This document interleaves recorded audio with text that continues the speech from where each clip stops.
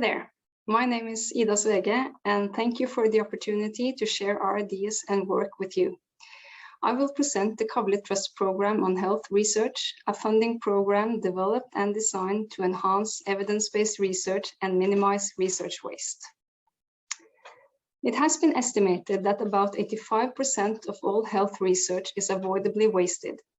Several factors contribute to this, including unpublished research, wrong design and poor methods, and biased and unusable reports. Also, many researchers choose the wrong research questions. They pay too little attention to the existing evidence when planning for new studies, and there is a large mismatch between what the research needs of clinicians and patients and the preferences of the researchers. According to Chalmers and his co-workers, research funders have primary responsibility for reductions in waste resulting from decisions about what research to grant.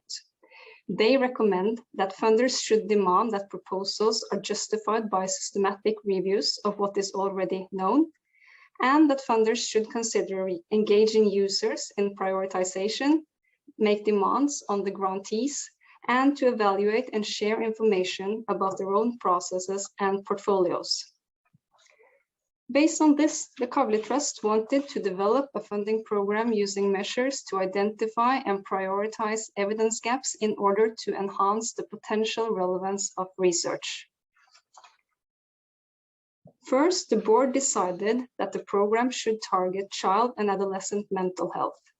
This was based on evaluations of disease burden, funding patterns, and the foundation's mission and strategy. Second, they engaged researchers to design a stepwise approach to identify evidence gaps and prioritize their importance. This process was inspired by the priority-setting partnerships developed by the James Lind Alliance, but it was adapted and customized to be feasible in a funder's setting.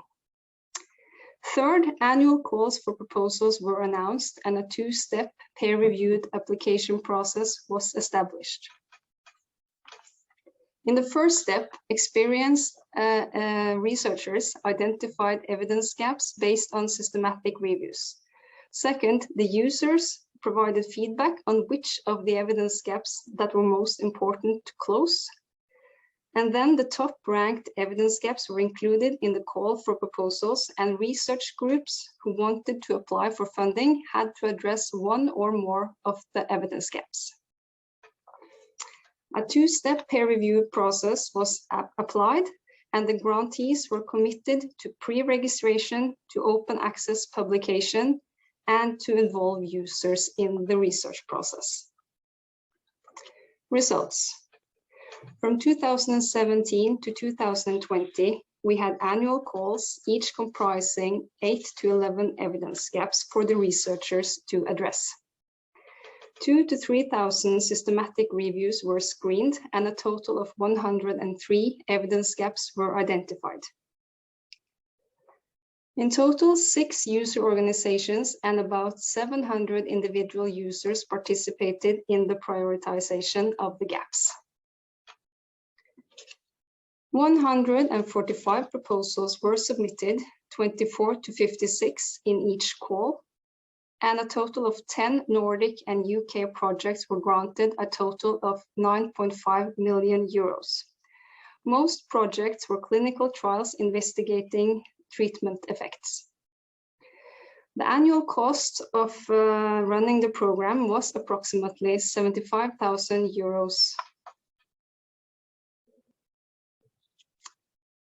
Our conclusions are that the process is thorough but still feasible from a funder's perspective.